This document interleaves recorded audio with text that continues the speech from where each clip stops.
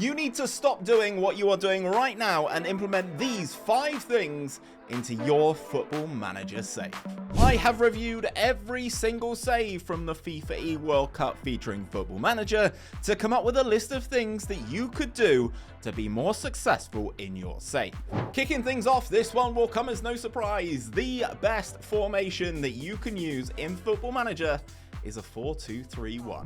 I know the 4-2-3-1 is a go-to for a majority of players, but it was also a go-to for those in the FIFAe World Cup as well. Having reviewed all of the saves, 60% of the managers in that tournament had a 4-2-3-1 loaded up, including 3 of the 4 group winners. So we had Germany using one, we had Indonesia using a 4-2-3-1, and RDF representing England in Group D also had a variation of a 4-2-3-1, despite the fact that his wasn't the most traditional. But there have been a couple of things that I have noticed once going through this in terms of some of the similarities, and I'm going to walk you through them now. We're going to start off in this save. We are in Japan with this save. We are in the German team's save after one of their seasons. As you can see, if I go onto the profile, you can see their profile set up. It is after their first season where they drew 1 game, lost 1 game, and have a 95%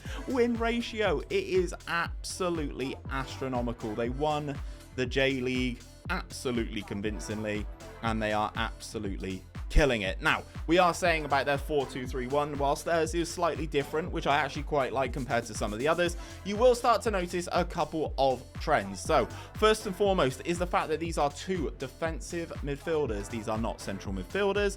That is the first thing that we notice. And I'll tell you what, when you go into a tactic and go to the presets, let's say you go gegenpress, you can see the game is suggesting the double defensive midfielder, the DM wide in a 4-3-3, the double defensive midfielder in the 4-2-3-1, a double defensive midfielder in a 4-2-4, and that works as well for a couple of the different ones. If you go control possession again, the 4-2-3-1 is giving you a double defensive midfielder option. You can see here in a 5-2-3, again, the double defense midfielders. In this particular instance, the German team went for a DM on the left-hand side and the Regista on the right-hand side, which I absolutely love. I think that's really, really cool.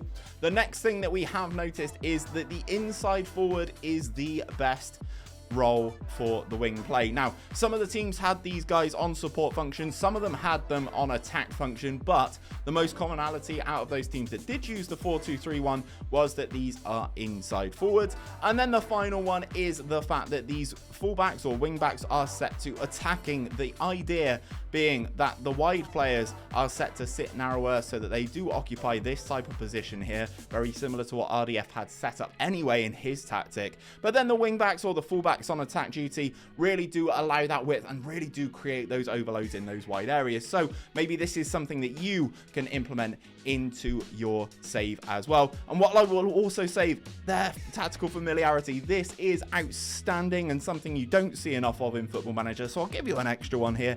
Make sure that your players are training their role and instruction. As you can see here, their right back here is training as a wing back on attack. Now, the best way to get into this is to go into the training tab, go into the individual tab, go through all your players and make sure they are playing and training the right areas. As you can see, Regista on support, defensive midfielder on support, ball-playing defender on defensive duty. That then allows you to have this tactical familiarity, which means and goes to show why this German team was so successful in the traditional Football Manager sense whilst playing in this tournament. So number 2 is that near post corners are OP. And I know what you're going to say, Steve, this has been in the game for years, and that is still true. But there are a couple of things that I did notice with some of the routines, a couple of interesting ones that I've been doing as well, but kind of the icing on top of the cake with certain instruction sets. And it is very, very clever how they do dominate at these near post corners. So for instance, we are going to look at the most successful routines within the competition,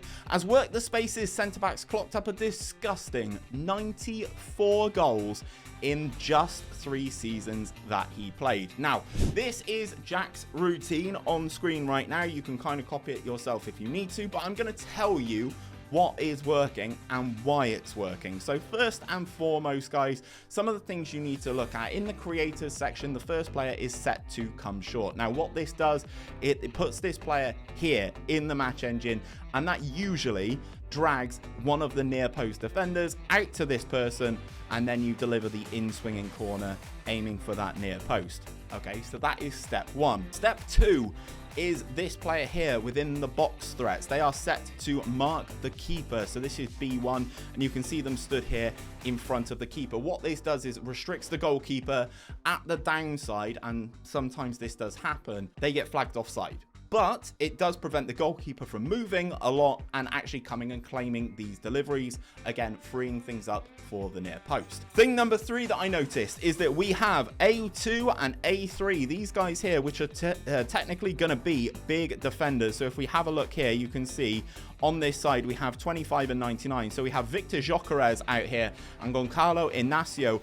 Also big players in their own right, but they are set to be at the far post. So when the AI sends players to come and mark them, they're at the back post. So two of your goal threats are at the back post, but they are basically decoys. You are bringing the ball into that near post, where your best aerial threat in this first season, it was Sebastian Coates. In the later seasons, it was 𝘼𝙗𝙕 is going to be. And the idea is this is going to be a big player, a tall player who has good jumping reach. And if we go on Sebastian Coates, he is 6'5", he has 17 jumping reach, he has 17 heading. And as you can see at the point that I've picked this up in the save, he's already scored 3 goals in 4 matches, which is just absolutely ridiculous. But the whole point of this save, of this setup, is to give him a one-on-one matchup at that near post. And because it is so big, because they're so big, because they are so good in the air, they dominate. And that is how you score more corners in FM24. I personally always believed that training did something in Football Manager, so much so that I have put out my own custom training schedules for the last 3 Football Managers. And it turns out it's pretty pointless. What? Looking through some of the saves at the FIFAe World Cup, a staggering 85% of the competitors just left training exactly how it is when you open the save. So as you can see here, I am back in the German save, and it is just the default training style, tactical, control, possession, etc, etc. Just flicking through all the months, it is just exactly the same. There have been no changes to training, therefore not even a match review or a team bonding session, and these guys had a 92% win ratio over 3 years, which is ridiculous. But there is some key stuff that I can tell you about with training that will make a difference. So we're going to start off with the mentoring tab, which again is within the training tab. You can see it here at the top selected there.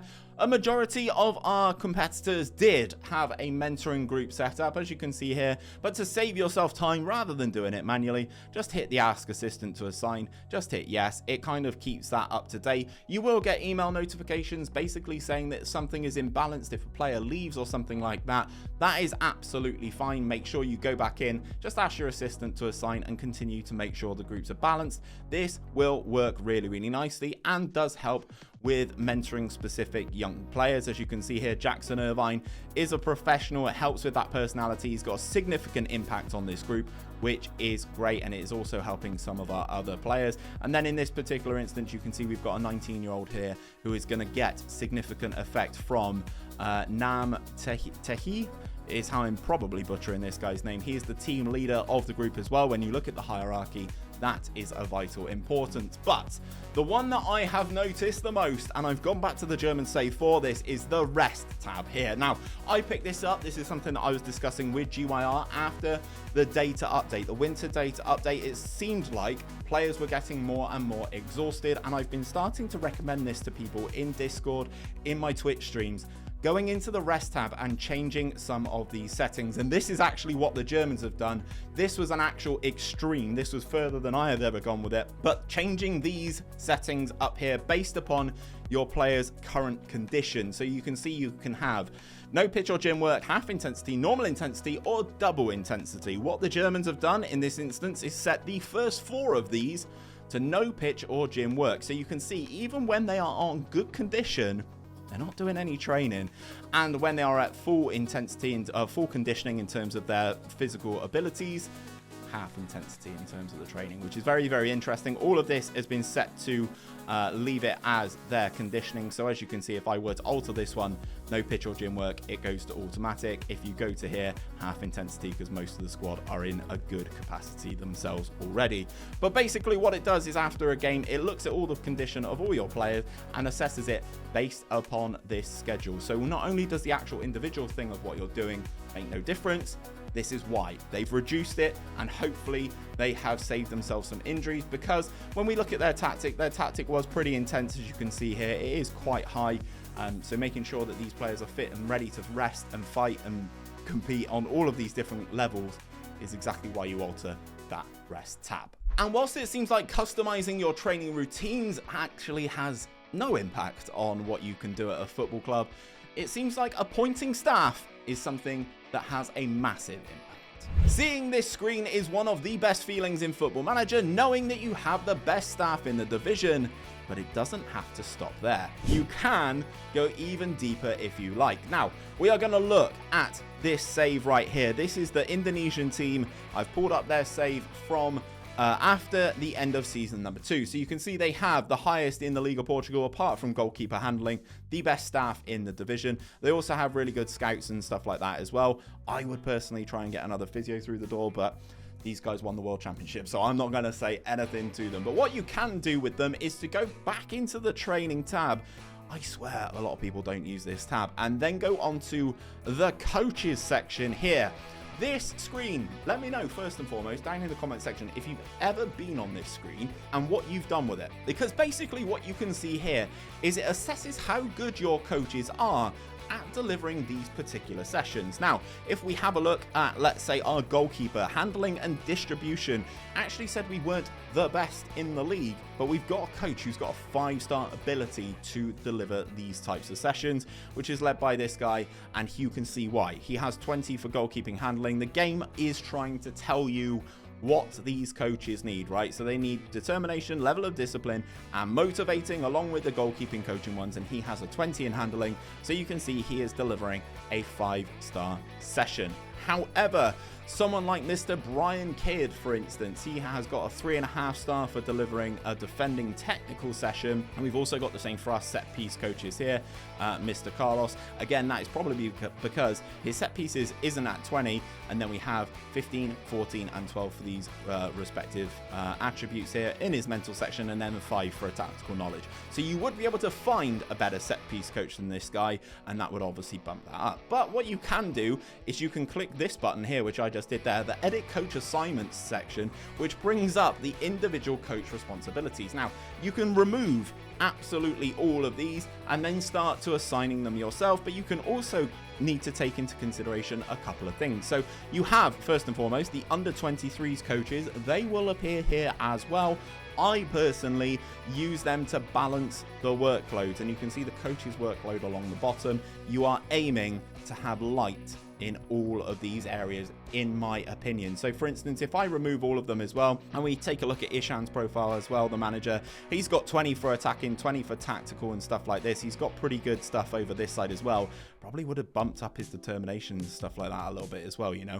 But what we can do with 𝘼𝙗𝙤𝙪, if we go and put him in goalkeeping, because he doesn't have the goalkeeping attributes, which you can see, yeah, he's got ones for every goalkeeping attribute. You can see he's a 2-star at coaching, shot stopping, but because he is very good at attacking and tactical, he's getting a 5 stars. What I do with this is I make sure that we assign everybody here and then just try and build everyone around their strengths. And then some of these coaches, like this guy who's the goalkeeper coach, who isn't as good, we balance it out to make sure that his workload is spread across these sessions. But our leaders of the sessions are kind of identified as what they need to be in as good as they can be. So for instance, the game, as I'm saying, is kind of telling you what they need for this particular area. So as you can see here, Pedro Cruz, who's our under 23 assistant manager, if I wanted him to do defending technical, you can see at the bottom, the ones highlighted in green, he needs to have defensive attributes, technical attributes, and he also needs determination, level of discipline, and motivating. This is absolutely crucial in terms of what you actually get out of your players. And this one I'm just going to talk about.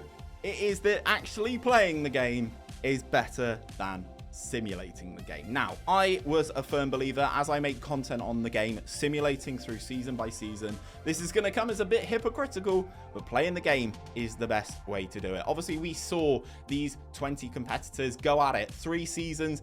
A season played in 9 hours is absolutely ridiculous. They were delegating certain stuff. Some of them delegated responsibilities in terms of scouting. Some of them, actually, if not all of them, delegated the media responsibilities to actually going and doing press interviews. But they did everything else. They made the changes, they made the tweaks, and they were doing stuff in a day-by-day scenario. And ultimately, it turns out playing the game is better than simulating the game. So they are my 5 things that you need to implement into your Football Manager save to make things better. Have you learned something today? Maybe you needed a near post corner routine. Maybe you were sweating the training and finding out that it wasn't actually all worth it. Or maybe you are one of those FM purists who knew that playing the game is better than simulating the game. Let me know what you think of these 5 topics in that comment section. As always, drop a like on the video if you haven't already. And if you are trying to check out some stuff on Football Manager and you are trying to get yourself a little bit better, check out the tactic that's popping up on screen right now, which is the Indonesian FIFAe World Cup winning tactic.